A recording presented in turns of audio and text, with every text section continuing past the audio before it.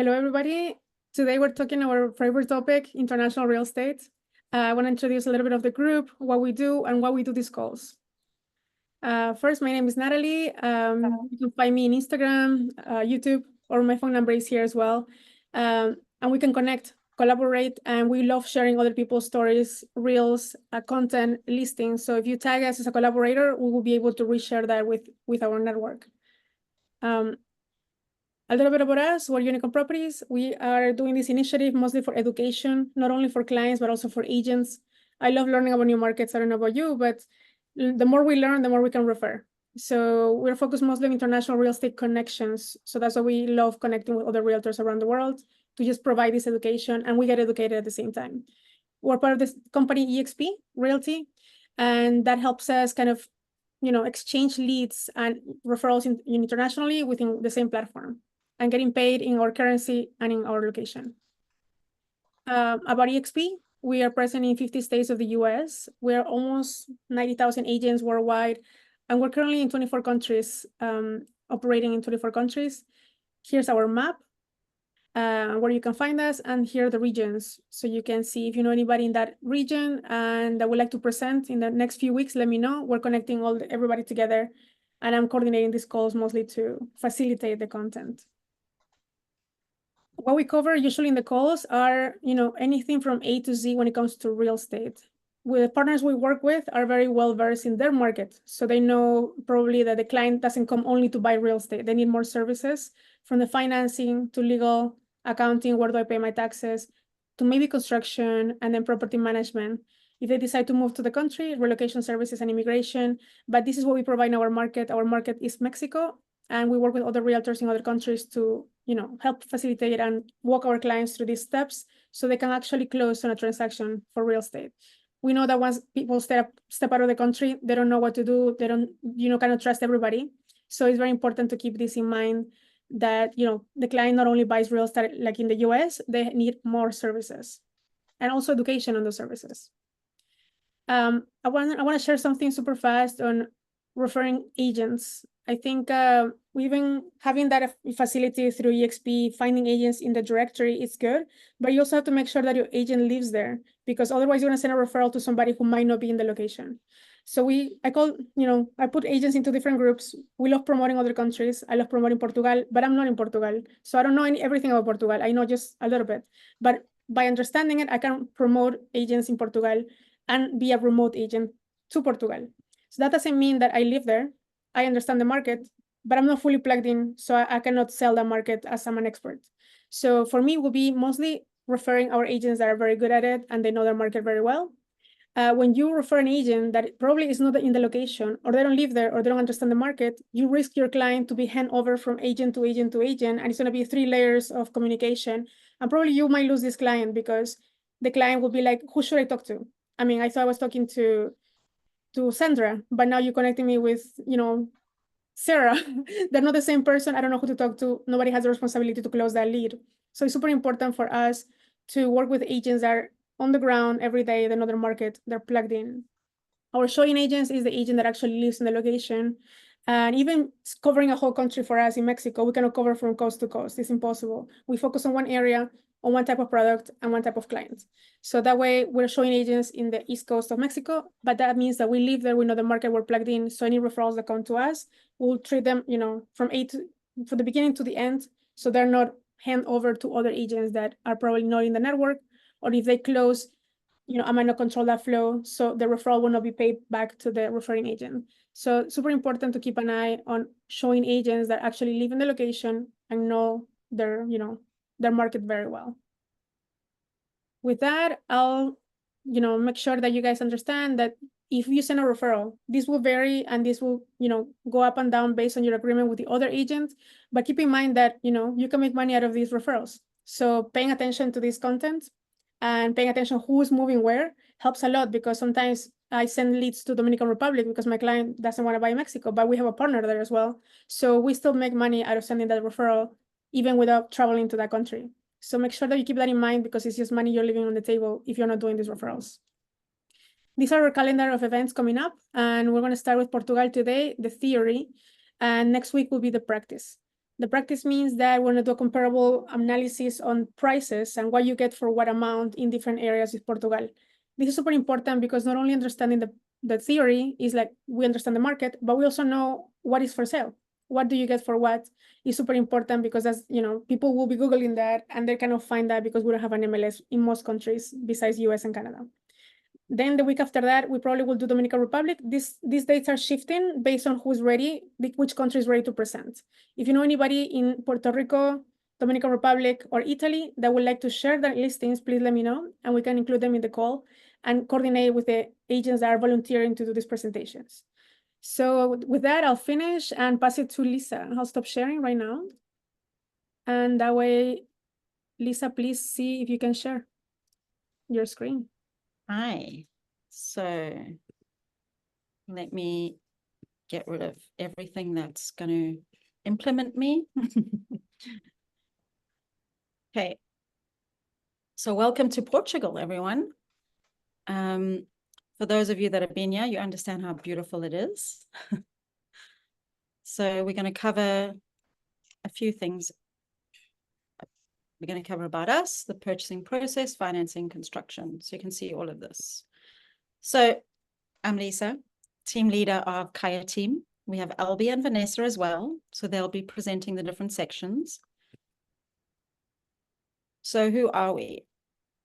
We are a dedicated expat team throughout Portugal. So we literally have agents from the Algarve to Porto, to the Silver Coast, to the Spanish border. We actually came third last year outside of the US. I want to clarify. The US is a whole different machine, but internationally. So for those of you that don't know, Portugal's this big. You literally can do the whole island, whole top to bottom, 6 hours, 45 minutes. That's 700 kilometers on the motorway. Our motorways do not have traffic unless you're in the big cities like Lisbon, Porto. In Coimbra, central Portugal, it's real time. So you say it's going to take me 15 minutes. People go, how long is 15 minutes? I'm like, 15 minutes. Like you might have 2 or 3 cars in front of you. So this is why it's broken down into different regions here. Sorry. I literally live in central because this covers central, which is between Lisbon and Porto. You have the Algarve that covers the whole bottom, which is actually known as Faro, Alentejo region, Centro, North. And these are all the different provinces. So even though it's a very long, small country, you have very different temperatures, as we discussed earlier, different scenery, and 3/4 of Portugal is coastline. So when clients say we want to live by the sea, I'm like, that's 3/4 of Portugal. We need a little bit more detail. Temperatures in Portugal, they don't vary that much. It's hot at the moment in central. We had this conversation earlier. It's 38 degrees today, but it changes. It can be up to 45. For some reason, these are your hottest regions here. And you can see the coolest along the coast because you have the sea breeze. And your coldest regions top. So, sorry, I am literally dying of a cough, but anyway. What is the process? The first thing you have to get in Portugal is your taxpayer identification, known as your NIF number. You cannot do anything without a NIF. We have relocation specialists that can help you with this, so that's not a problem. To get a mortgage, we also have mortgage brokers. We're going to go into a bit more detail. You'll need a buyer's lawyer. Once we do not have any lawyers that will take money, we don't work in the process of other companies. We have a promissory contract that the deposit goes straight to the seller. So we don't have escrow. People go, can we put an escrow? That doesn't happen in Portugal. It goes straight to the seller. So that's why you need a lawyer to make sure this contract is correct. And then the final deed is when you sign, final payment, and you actually get the rights to the property. We're going to go through this in a little bit more detail. Any questions, just drop in the chat. I can't see the chat, but someone can let me know if you have questions. So how do we work as buyer's agents? We all in the team have access to all the same properties. So like you were saying earlier, Natalie, we will refer clients to the area that they're looking in because we have specialized agents in those areas. They have access to all the properties. They can tell you what the best requirements are, what you're looking for. They can do previewings for you. set up virtual tours or in-person viewings. You literally have a written offer, and then you can either go straight to deed or to the promissory contract. If everything's in place, you can literally do a deed in 2 days if you have the cash. So the only holdup in Portugal is if you buy land, you have to give 10 days notice that you're purchasing land. So this I found very interesting. Summary of costs between the US. I use the US because a lot of people, there's too many countries to compare to. But the average in Portugal, you have the average family, 3,300. That is living very generously. In the States, you can see 5,700. These are taken from the average most expensive cities, so it can be reduced a lot. So Portugal is the second cheapest country in Western Europe, and it is cheaper than 54% of countries in the world. So you can see healthcare here. It costs a whole €4.50 to go to the doctor. This is a normal doctor. This is not based on healthcare. I literally messed up my shoulder. I went to the physiotherapist. They said, go get a note from your doctor. I was like, no, but I just need physio. They said, get a note from your doctor. I went to the physio. It cost me €5 an hour. I'm like, it makes sense now. It's state subsidized. So you can see a visit to the doctor in the States, $157, and that's with your medical insurance. You don't necessarily need medical insurance here. I got rushed into hospital because I did something stupid, and I still haven't had a bill yet. So you can see the comparisons with the housing is one of the biggest differences. Again, these are inexpensive cities. So of course, in the outskirts and the villages, it's much cheaper. You can see your utilities and your cleaning. I mean, it's average €9 to €10 an hour to get anyone to help with your garden or cleaning. So it makes it very affordable for everyone. Financing. So we're talking about mortgages. This is the average at the moment in Portugal, 4.2%. You can get better rates with banks. You can do fixed rates. We have a mortgage broker that'll compare against all the banks for you. Very important to know, in Portugal, the maximum mortgage you will get is up to the age of 75. So if you're a couple and one of you is a lot older than the other, it'll be to the oldest person in the couple. So I had a client once going, so if I divorce my husband, I get an extra 12 years mortgage. I was like, pretty much, yes. So it's taken into account all the typical things of every country. Do not, when you're in the process, leave your job, buy a car, or change anything with your financial situation, because literally the week before the deed is going to be signed, they ask for everything again. This process can take from up to 12 weeks to be done. The average is six to 8 weeks, but I have had a mortgage that took 16 weeks. So this, you need to understand, the process of mortgages is long. We can get up to 70 or 80% mortgages for our clients, which means you will need a 20 or 30% deposit. LB will discuss the fees later. These will be added on top and have to be paid at the deed. We do work with currency exchange specialists that can send large amounts of money very quickly. If you do this on your own, you're limited by your bank and you're limited how much you can transfer daily. So we do have a few different experts we can put you in touch with. They either do it personal, business, it doesn't matter what you need. And they do the exchange rate in the company, in the country at the time. They can transfer it to their own bank account within that country. So it actually saves you on the whole process. There is money laundering forms in the EU. So it is not easy to transfer money. You have to show where it comes from. You cannot use cryptocurrency or anything if you cannot prove where it's come from, they will not accept it. It's the money laundering law of Europe.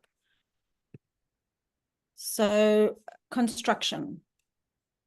If you're going to build a house, you have to make sure you have about 2 years average. It costs roughly at the moment 1,500 to 2,500. Different areas will be more expensive.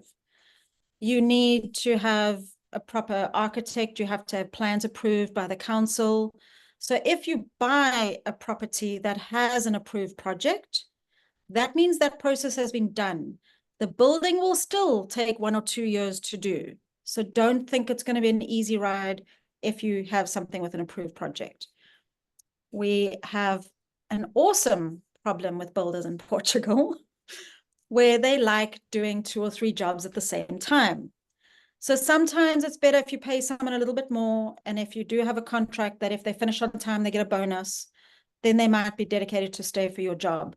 But it's still a long process with getting everything approved. So we do have the prefabricated houses now, which are very popular. That also can be pre-approved. You can design it however you want, and it can go up within 6 months. So we do have contracts with companies that do that, and you can still design your house as well. So there's the different options. They are insulated, built to A grade standard. So what is an A? It means it's energy efficient. So it's usually insulated, double glazed. Most old Portuguese homes, and we get this a lot, we get clients going, oh, so there's a expat rate and there's a Portuguese rate. No, there's an old Portuguese house that hasn't been renovated and needs all the upgrades done. So when you buy an expat home, you are buying an energy efficient house that's had insulation put in, that's had double glazing put in, that's had central heating. Most houses in Portugal that are kind of sort of older than 2004, this was not a requirement. Especially a lot of the old houses that are 1951 or pre that, there's no plans and there's definitely no energy efficiency. So that's why you see a lot of houses with very different price brackets. But we can help you with this whole process. And now we move on to Albie. Hello, everyone. I'm Albie from Porto in the north of Portugal, and we're going to take a few minutes here to discuss some of the legal aspects of the real estate law in Portugal, and also purchase taxes, documents, what you need to be aware of when you're purchasing in Portugal, when you're guiding one of your clients in purchasing in Portugal. The first thing to know about real estate law in Portugal, it's forever changing, literally forever changing. We've had so many changes in the real estate law this year alone, and we're only in July, that most of us don't even know what's going on. But that's the first thing that we know. Who can buy in Portugal? Everyone can buy in Portugal. There's no restrictions of areas in the country where you cannot buy. What do you need to buy in Portugal? As I said before, an NIF number, your taxpayer number. For non-EU residents or citizens, the buyer also needs to have a fiscal representative, which is usually going to be a lawyer. Now, opening a bank account is also important and required if when you're handling the transactions of the purchase of the property and you're paying the taxes, as we're going to see next. Now, two of the biggest things that have happened recently in Portugal was the end of the NHR system and the end of the regular or the traditional golden visas. Now, these two ended in late 2023, the golden visas in October, and then the NHR came to an end in January of this year. And of course, these two gave massive tax benefits to foreigners investing or moving to live in Portugal. So the government decided to end those to minimize the impact that those two systems were having in house prices in Portugal, because the prices were rising very quickly. So they try to end these two systems to control the market, but they have created different options or different alternatives to the same systems. So there are a new HR system with a different name, and there are new rules for the golden visas. So with both the systems, the focus is shifted to bringing in investments in scientific research and innovation, seizing benefits for retirees and real estate investment. So as you can see, the benefits for the new NHR systems remain unchanged. It's still a 20% flat rate on personal income, and then you get tax exemption on other passive income in the country or outside the country. But this is reserved to people such as higher education professors, scientific researchers, and people bringing in new startup companies and funding them in the country. For the golden visa, same aspects. Thank you. For the golden visa, the same applies. So you see that most of it comes in investment in arts, venture capital or private equity funds, research activities, or creating companies according to the startup laws of Portugal. Now, these are still changing. We're still getting updates because the government just recently changed also. But as of July 23rd, these are the laws that are in place. Now, when you're buying a home, let's talk about taxes. So there are a few type of taxes that exist when it comes to real estate in Portugal. Some you pay at deed and some you pay yearly. So the first one is the IMT, Imposto Municipal sobre Transmissões Onerosas de Imóveis. This tax is paid on deed, and it's calculated either on the agreed sales price, the value of the deed, or the financial value of the property, whichever one is higher. And it varies between the location of the house in Portugal, the destination of the house, if it's your primary residency or if it's secondary housing. In secondary housing, we mean like an investment property and such, and even what the house is, what the property is for, if it's for housing, if it's for business, and everything. We're gonna see later, but there is a big difference between the IMT tax for a primary residency or a secondary home. Secondary homes, the taxes are a lot more expensive. Another tax that you pay on deed signing is the stamp duty. Now there's two types of stamp duties. 0.8% on the property if it's a cash deal, a cash purchase. And this is, of course, based on the value of the deed or the tax value of the property, depending on which one is higher, or 0.6% stamp duty tax if you're using a mortgage above 5,000 euros. This one is also paid on deed. Now you have your yearly tax, the IMI, Imposto Municipal sobre Imóveis. This one depends on the financial value or the tax value of a property, and it varies from municipality to municipality. Each council in the country, there's like 100 and something councils in Portugal, has the right to decide the IMI they want to apply to a property. So this varies a lot, and you pay this yearly. Now, indeed, you also have a deed registration fee, which is done by a lawyer or a notary, and then the fee depends on the notary, the lawyer, and the area of the property. And then you have your IRS. Now, your IRS or capital gains tax is payable if the property is bought on money from another sale that you've done. And of course, this generates capital gains. Now, at the moment, capital gains for non-EU residents have a flat rate of 28%. For Portuguese citizens or EU citizens, this depends on their income, depends on the country they're from. There's a little more variation. Another important thing to know about purchasing in Portugal. Let's see a comparison first, actually. So you have an IMT simulation between two different price brackets. So you see that both of these are cash deals. So we have a stamp duty of 0.8%.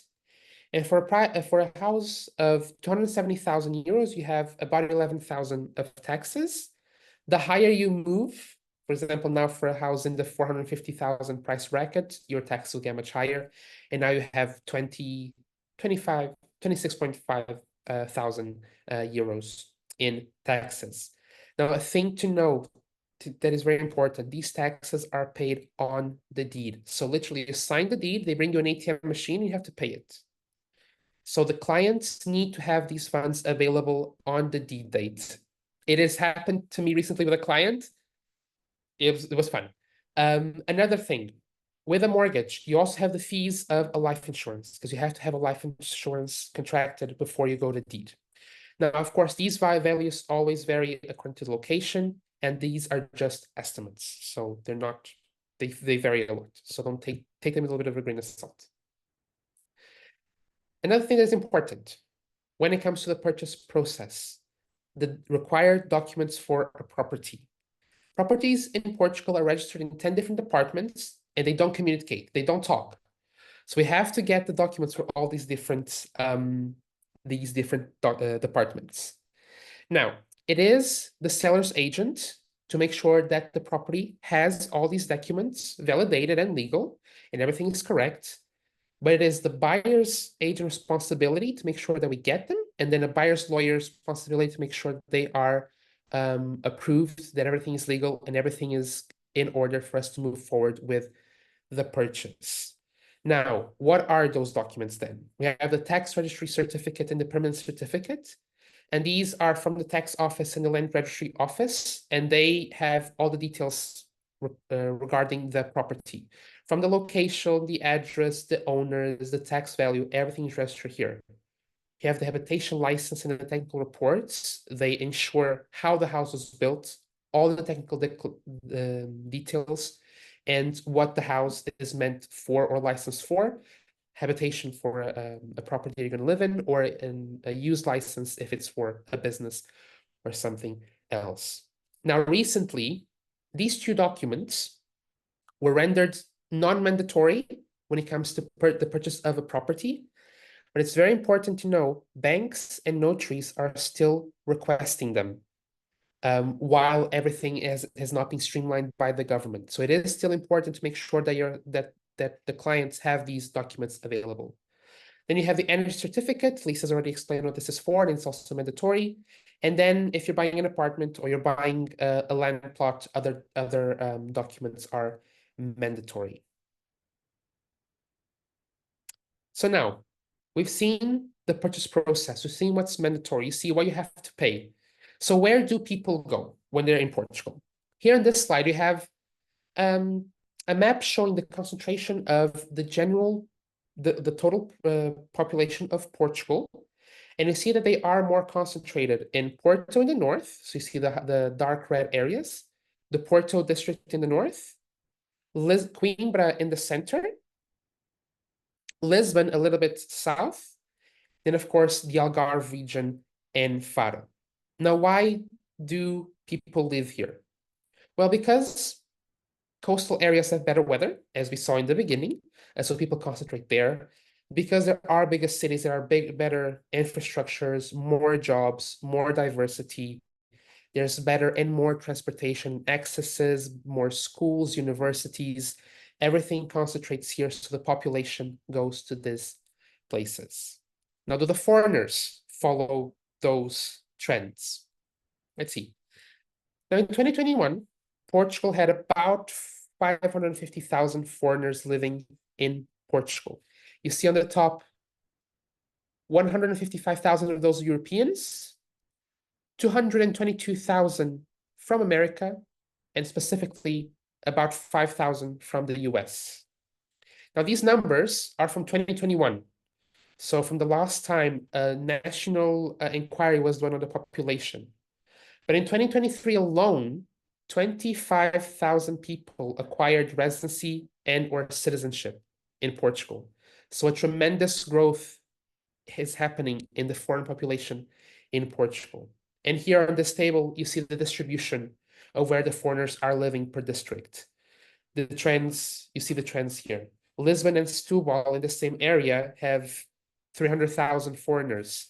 The Algarve, 100,000. Porto, 50-something thousand. Coimbra, 17,000. So they are also flocking to these areas where you see the better accesses, the bigger cities, the more diversity, the better weather. And then, of course, that is reflected on the real estate market. This is just a little sample of what we're going to show you next week. We're going to go into more details of the market. But we took a two-bedroom apartment and we compared it to the top 4 locations in the country: Lisbon, Faro, Porto, and Coimbra. And you see that the prices vary a lot. So in Lisbon, a two-bedroom apartment can be anything from 350 to 770,000. The average right now, 500,000. In Faro, 215 to 460,000. Porto, 270 to 579. And then Coimbra, 167 to 365. So see that where the foreigners flock, where the population flocks, the prices are rising. Now, this is not just reflected in the purchases, but also rentals. And our dear Vanessa is going to tell you all about rentals. Hello, everyone. Thank you so much, Albie are the numbers king. So as you've seen, that Portugal really is a fantastic destination. And the reason why people want to come here isn't just for the lifestyle, is because of the accessibility of the rental market. Now, granted, it has really changed in the last few years. I think every single real estate agent in the country felt really desperate trying to find long-term rental for their clients, because there was more demand than there was supply. So Portugal is a great hub of investment opportunity, where a lot of people have either come here to buy a property and flip it into several units, or people have just bought a one property that they would probably put it either on the long-term market or short-term market. Now, at the moment, we have had a big change in terms of what has been allowed, as Lisa said, and Albie, that there have been a lot of law changes, especially when it comes to the short-term rental market, which we'll see in a moment. For now, we're going to focus on how expats are coming into Portugal. And usually, if they come for residency, you would be required to have a minimum 12-month annual contract, a rental contract. And financially, it has to be registered, legally registered in the finance department. And this is a legal requirement. You have a lot of people here who, unfortunately, they don't register the contract, and there have been a lot of people who have been unfortunately scammed and have been given a contract that wasn't really legal, and that has cost people their residencies, or at least a lot of the investment they've put up front to try and move here. So we really encourage you to get a buyer's lawyer, a rental lawyer, a buyer's agent, a rental agent. Really important to have somebody on the ground here. Now, we have two different types of long-term contracts, one which is a fixed term. Usually people might do this just for 12 months. Sometimes they will do it for 11 months, depending on the owner. Sometimes if you go above a certain amount of lease period, you get certain rights. And we have a lot of landlords that have bad experiences with tenants, so they try not to run that risk. So usually it is 12 months, but you can find them shorter. What is more common is the renewable contracts, which usually are renewable for up to 3 years. If a tenant wants to leave, then they have to at least fulfill 1/3 of their contract. Otherwise, they're liable to pay up until, because, of course, nobody wants to have an empty home. What you'll see in the information there is that the owner and the tenant have different rights. The owner cannot oppose the lease renewal in the first 3 years. So this gives stability to the tenants. And in this case, the tenant actually, they can decide to not renew at any time, and they have to give cancellation notice. So you'll be able to see you've got a difference of 120 days and 60 days. Now, there are a lot of nuances in the contracts, and so that's why it's really important when you do come to Portugal, if you do come to relocate and get a visa, if you're not purchasing a property, usually if somebody wants to come and purchase, they will already have a home. But if not, and they want to suss out the area, they want to know which area they want to buy, then they will usually rent for a period of time. And that's where they'll get a long-term rental. Now, as time has gone by, actually, there was always a cap at the rental increase that landlords could have, which was actually 2%. But there was a change in 2023 where landlords, finally, I'm sure they were very happy, they could raise it to 6.94%. Now, that's a very specific number. Don't ask me why it's that specific, but it was capped at that much. There was a new law, of course, which is called Mais Habitação, which literally means more habitation. Due to the increase of short-term rentals and the influx of people, there have been a lower, you could say, supply of rentals. So in this sense, there have been limits of 2% in certain conditions. So as the laws always change, please get in touch so that we can guide you in this sense. As a quick side note, utilities paid by the tenants, unless sometimes owners, if they have, depending on their return on investment, what they're looking at, they might do a cap and they pay for it. And sometimes you get a little bit of profit. It's a couple, maybe, 10 euros, you never know. Now, when it comes to being an investor, you have to think about the fiscal implications. Here we have a different tax bracket based on how long the duration of your contract is. Here we've got 25%, from 5% to up to 25%. So usually if it's many people, they do 5 years or less, depending if they think about selling it in the future. But the longer you rent on the long-term market, the less you pay in tax. So this is what the government has imposed in order to have a balance of the short-term and long-term rental market. But now we're going to go on to the vacation rental. People have seen that Portugal is a big hub for investment. However, there are limits that the government has imposed from last year. You need an AL license, which is called an alojamento local, or a local accommodation license. And with this, it has in 4 categories. And this, depending on your property, which category it is, will depend on what you're allowed. So we have the single family home properties, moradias. We have an apartment, which is part of a condominium usually. Estabelecimento de hospedagem, which is usually a property that has several units, whether it's a room or an individual apartment, and a quarto, which means a room. Usually it's if you have a 2-3 bedroom apartment, but you're the single person living there, and you might want to rent it out in the summer and a little bit of extra money.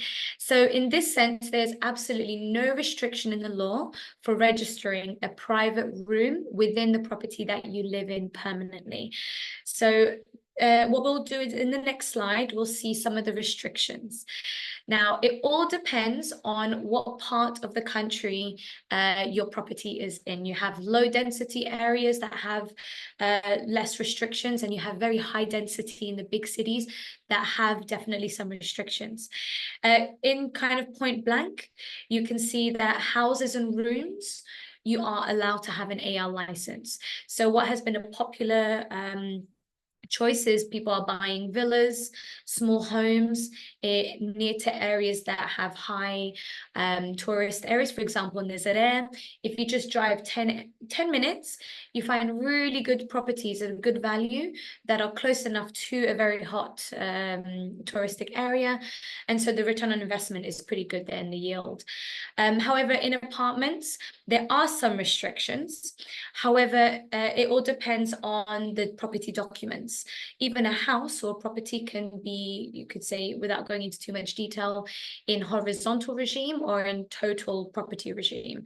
It's all little jargon, but if your property is in a low density area and you might not have any problems with getting in an AL, for example, in a condominium, you still must have permission from the whole condominium. Has to be a unanimous vote for everybody to vote for you to be able to have your apartment in a short-term rental. So again, there's a restrictions. Hopefully you'll have good neighbors, but we can help you find good property investment options. Now, when it comes to vacation rentals, they think it's just get up and go. But here in Portugal, we do have a bit of a process. Now, in addition to having the AL license, which usually takes about 10 days to get approval after this document's submitted, you have to think about how you go into property management. You have, which we'll later see, if it's self-managed or if you have a local department here doing it. Of course, you need insurance. We do have options here, quite popular. We have Alep, which is a company that includes the civil liability insurance, and you have a lot of additional resources to help manage and to stay up to date with laws. Of course, every property has to make sure that it's safe. So it has to have the fire equipment, all the technical tools that's needed, such as the guest book, which is optional, but it's always good if you want better ratings. But the documentation is really important to make sure everything is there. But most importantly, if you're going to be opening up an AL, you will have to be, in a sense, opening a micro business. You'll have to open an account, an activity here. So you will definitely need an accountant or a lawyer to manage this for you, to make sure that it's streamlined streamlines how your money is being received, how it's being dealt with in terms of the local government, all the necessary entities are being paid.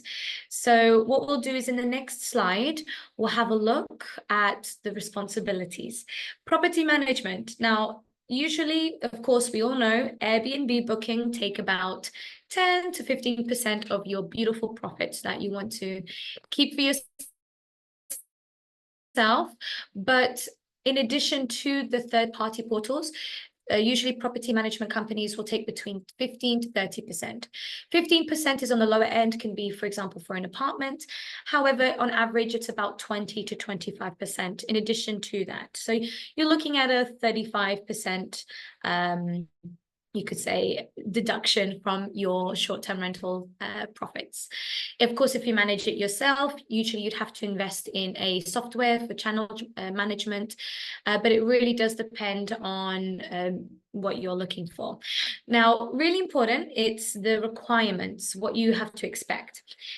Here you have to report to IMA, which is the entity that, you know, sees who is coming in and out of the country, all foreign citizens that have visited, and you have to register every single person up until 3 days after their checkout. So this is a very ongoing process. Of course, you've got to consider tourist tax into your calculations, and of course here in Europe you have to have a complaints book and make sure that the invoicing or the commissions and everything is registered here in the finance department. Of course, when you're looking at IVA and tax, it's very important to know that it's very different. Usually here you have 23% tax, but specifically for construction or anything, it's only 6%. So there are some tax benefits having your IVA regime open, especially if you're earning a certain amount in short-term rentals. If you have multiple properties, always good to be under the IVA regime. But most importantly, the responsibilities you have to think about is, of course, cleaning and maintenance. Many people outsource this. Maybe they have somebody that they know locally that does all of their properties. So we would be able to help you find people on the ground to make sure that the property management side is taken care of. And something important to know before going to relocation visa, sometimes when people buy an investment property, they do it to flip a home. Now, Alberico, he had mentioned that you pay IMT tax. There are some occasions where you can get this IMT back. So if you buy a home and you resell it, you can get that IMT government tax returned back to you. So there are so many nuances and a lot of things in the law where you can find tax benefits and tax savings. So that's something to keep in mind of all the different investment opportunities. So how are we going to get here? Many people, they want to come and they want to live. So what visa options do we have? There you have D7, D2, D8. You're probably wondering where the 1, 3, 4, 5, 23 is that there are many options to come here. And this is why it's important to get in contact with the local professionals so we can get you in the right direction. Sometimes we get clients who think they want a D2 visa or a D8 and another visa is more suitable for them. So the most popular one is actually the D7. We have quite a couple, but we do get a lot of requests for the D7. And that is known as the passive income or retirement visa.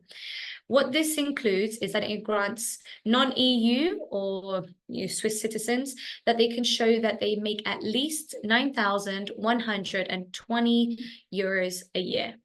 I don't think that is very difficult for some countries. Pretty much a walk in the park for some. But what this means is you have to prove that you can earn at least more than the minimum wage of a Portuguese person and have at least a certain amount of expenses that you can support yourself here in the country. So it's very important that after 5 years, after your D7 visa, you can actually apply for permanent residency. And if you like, you can become Portuguese and have your pastéis nata in the morning and little coffee espressos. to live like a true Portuguese person for anyone who wants to do that.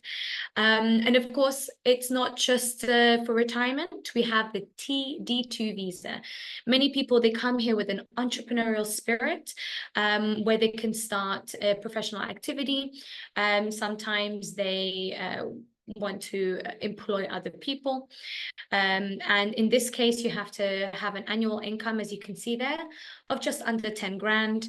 If you have a spouse, you only have to have half of that. So you've got just under 5 grand, 4,933 euros. And of course, if you have children, it's half of this.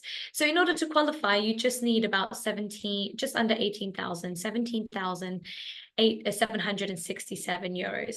Now, very important, this changes all the time. Okay, every year or every quarter, whenever the government decides to change, it might change. So as of today, this is the numbers, the figures for today. Now, of course, with after COVID, we've also got the D8. After COVID, many people have realized that they want to be a digital nomad. Who wants to stay in their cold country or a country where the cost of living is high? So they've got this flexibility of movement. Here in Portugal, they are required to, however, to earn a certain amount. So it permits for the worker to stay up to 1 year, and this is renewable in order to get that permanent residency, okay, after 5 years. Now, as of October, you have to show a monthly income of at least 3,040 euros. So in a year, you have to have that savings of at least 36,480. So this is one very specific, great for people who are usually in e-commerce, they are in software programming. It really depends. Bob's your uncle. Everybody works on the internet now. So it just shows that Portugal does have options for all different types of people wanting to relocate here. So if you have your own circumstances, get in touch and we can see which visa would be more suitable for you. And Lisa's now going to introduce one of the events that we host to keep people up to date. And I hope you enjoyed. If you have any questions, just put it in the comment section and get in touch. Thanks, Vanessa. So you've had Kaya team presenting today. So next week, we're literally specifically answering Q&A for Americans moving to Portugal. So if you know someone that wants to move, if you have clients, if you yourself want to move, go scan the QR code or jump onto our Facebook page. It's a Zoom meeting, so the Zoom link is there. You need to register.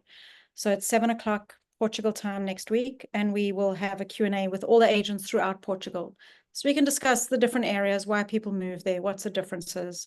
So as Natalie was saying earlier, it's very important to have agents on the ground that actually understand. So we have agents cover you from north to south. And that was us. We can help you with every aspect that we spoke about today. So get in touch and let us know how we can help you. Back to you, Natalie. Thank you so much. This was super helpful and a lot of theory on the legal parts.